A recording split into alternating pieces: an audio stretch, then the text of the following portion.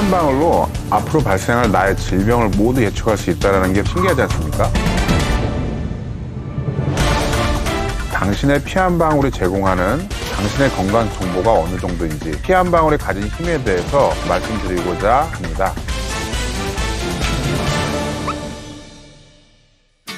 네, 안녕하세요.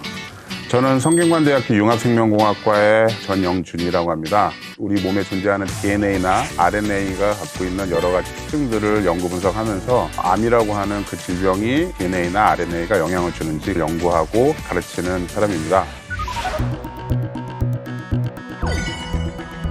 엘리자베스 홈즈라는 사람이 있어요. 이분이 피 한 방울만 가지고 생로병사에 관련된 여러 질병들을 250가지 정도 이상을 한 방에 진단할 수 있다라는 내용을 가지고 굉장히 많은 홍보를 활동을 하고 다녔어요. 굉장히 많은 사람들의 관심을 받으면서 이 회사 자산 가치가 거의 1조 원 이상까지 급격하게 급부상하는 일들이 있었는데, 실제는 혈액 한 방울 갖고 250가지 정도의 질병을 진단하는 것은 전부 다 허위였고,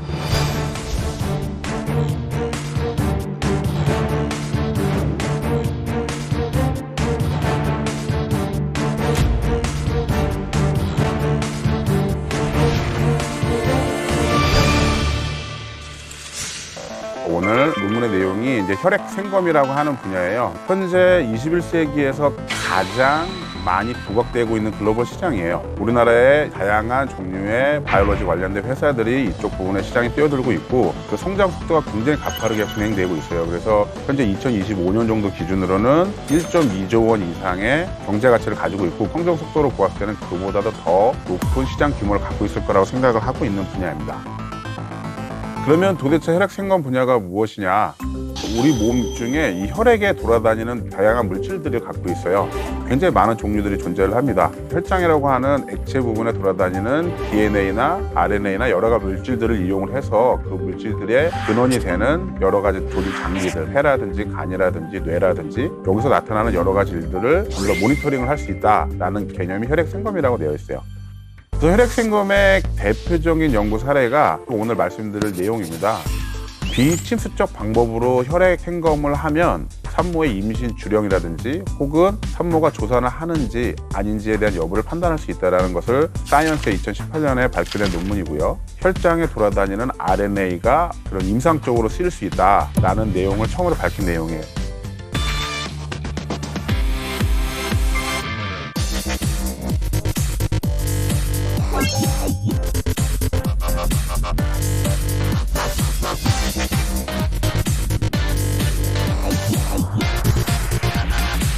기본적으로 학자들이 알고 있는 사실은 뭐냐면, RNA는 인간의 혈액의 혈장에서는 존재할 수 없다는 게 기본 정설이었어요. 그 이유는 뭐냐면 RNA를 분해하는 효소가 혈액에 굉장히 많이 존재하기 때문이에요. 기본적으로 RNA는 혈액에선 정말 없을 것이다라고 예상을 했는데, 2018년도에 발표된 이 논문이 RNA를 이용을 해서 뭔가 임상학적으로 응용을 할 수 있다라고 밝힌 굉장히 센세이션한 논문이었어요. 강장 내용은 단순합니다. 뭐냐면 각각의 약 한 400명 이상의 산모들을 전부 다 리크루트를 했고요. 그렇게 리크루트된 산모들에서 각각 임신 주차별로 혈액을 계속해서 채취를 했어요. 그 혈액에서 RNA를 정제를 하고 RNA의 양을 어떠한 분자생물학적 방법을 이용해서 조사를 해봤어요. 조사를 해봤더니 놀랍게도 약 30에서 40가지 정도가 해당되는 임신 관련된 태아의 특이적 RNA가 산모의 혈액에 존재한다는 걸 알게 됐고, 그게 임신 주차별로 뭔가 특이적 패턴을 갖고 있다는 걸 알게 됐어요.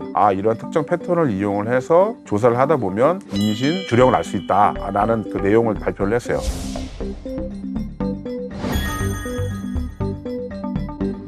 그러면 도대체 왜?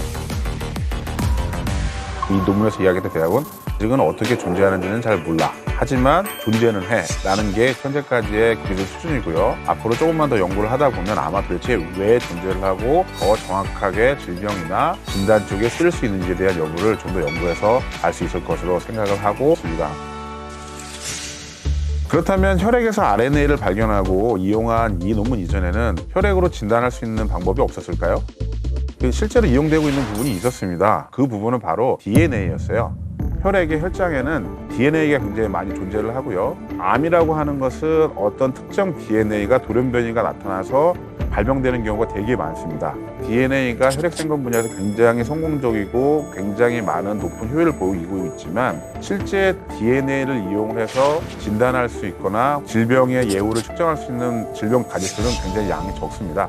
RNA 같은 경우는 그렇지 않아요. RNA 같은 경우 성공만 한다면 굉장히 여러 종류의 질병을 응용을 할 수가 있어요. 그런 중요성에도 불구하고 RNA는 그동안 연구된 적이 거의 없었습니다. 혈액생검 분야라든지 이런 방사선 항암 치료라든지 도대체 어떻게 이렇게 활발하게 될 수 있느냐를 말씀드리면 그것은 바로 차세대 염기서열 분석법이라고 하는 방법이 개발되었기 때문이에요. 많이 들어보셨던 게 뭐냐면 휴먼 게놈 프로젝트라고 하는 게 있습니다. 그래서 영어로 얘기하면 휴먼 지놈 프로젝트인데 2001년도에 인간의 몸이 갖고 있는 DNA에 염기서열이 도대체 어떻게 된 것이냐라고 조사를 하기를 원했어요. 실제적으로 약 10년이 걸렸고 그리고 약 3조 원 이상의 돈이 투여가 됐어요. 현재 NGS 방법, 즉 차세대 염기서열 분석 방법은 한 명의 게놈이라고 하는 부분에 DNA 염기서열을 다 조사하는데 약 100만 원이 들지도 않고 분석 결과까지 약 일주일 정도 안에 분석이 됩니다.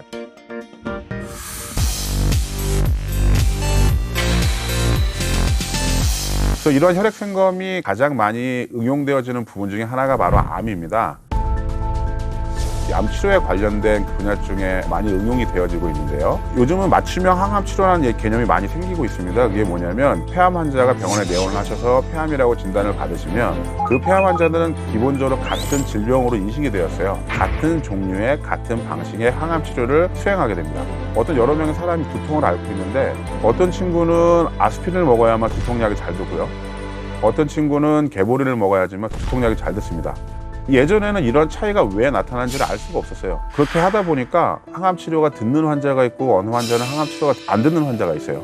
예전에 같은 폐암이라고 생각되었던 환자분들이 실제는 다 각각 다르기 때문에 그분들이 같은 폐암 환자라고 할지라도 각기 다른 종류의 항암제를 트리트를 해야 그 항암제가 정확하게 잘 워킹을 할 수 있다라는 내용이 되겠어요. 그래서 이런 것을 맞춤형 치료라고 하는데 맞춤형 항암 치료에 대해서 조금만 더 소개를 시켜드리면 현재까지 그 맞춤형 항암 치료 같은 경우에는 화학적 항암요법 치료들에 많이 응용이 되고 있었어요. 그래서 일반 사람의 DNA에서 만약에 기존에 우리가 알고 있던 폐암 특이적인 돌연변이가 많이 발견되면 발견될수록 이분은 폐암일 확률이 높다. 아니면 폐암에 걸리는 환자라도 항암 치료 후에 폐암 특이적 돌연변이가 혈액에서 많이 돌아다니면 이분은 폐암 자체가 치료가 되지 않았구나. 혹은 만약에 폐암 특이적 돌연변이가 많이 줄어들었다면 암이 치료되고 있구나. 그래서 이런 것을 맞춤형 치료라고 하는데 이런 맞춤형 항암 치료가 혈액생검 분야와 결부되어서 많이 좋은 효과를 나타내고 있습니다. 이러한 개념 자체가 아직 방사선 치료라고 하는 또 다른 형태의 치료 방법에서는 한 번도 이야기가 된 적이 없었어요. 없었다가 작년에 이제 저희 성균관대학교 그룹과 스탠포드 그룹 간의 공동 협업을 통해서 밝힌 내용이 어떤 특정 유전자의 돌연변이가 방사선 항암 치료에 있어서 굉장히 좋은 마커가 된다. 즉 무슨 말이냐면 혈액생검을 이용해서 항암 치료를 받을 때 그 특정 돌연변이가 있냐 없냐에 따라서 화학적 요법용 항암 치료든 여러 가지 하는 셀렉션 할 수 있는 그러한 툴이 될 거라고 이제 믿고 있습니다. 엘리자베스 홈즈가 이야기했던 어떤 피 한 방울 그 정도 수준까지는 아직 기술력이 받쳐주질 않습니다. 그래서 현재 기술 같은 경우에는 4에서 5ml 정도의 물 한 모금 정도의 양이라고 볼 수 있는데 그 정도의 혈액을 가지고 있으면 어떤 암의 진단이나 DNA나 RNA를 충분히 뽑을 수 있고 기존 연구에 활용을 할 수 있을 것으로 생각을 하고 있습니다. 실제 모든 학문 분야가 마찬가지입니다. 어떤 한 사실이 발견이 되고 나면 그거에 대해서 많은 과학자들이 검증을 하고 이게 실제 정말 쓰일 수 있는지에 대한 여부들을 많이 테스트를 해보고 연구를 합니다. 어쩌면 약 10년 후에는 저게 거짓말이었구나 라고 이야기가 될 수도 있고요. 아니면 10년 후에는 저 논문이 굉장히 선지자적인 내용이구나 라는 것을 알 수가 있을 겁니다. 기존의 예상과는 다르게 현재 과학 속도가 굉장히 빠르게 발전하고 있기 때문에 예상했던 것보다는 굉장히 빠른 시기에 질병 치료 모니터링에 응용할 수 있다라고 말씀을 드리고 싶습니다.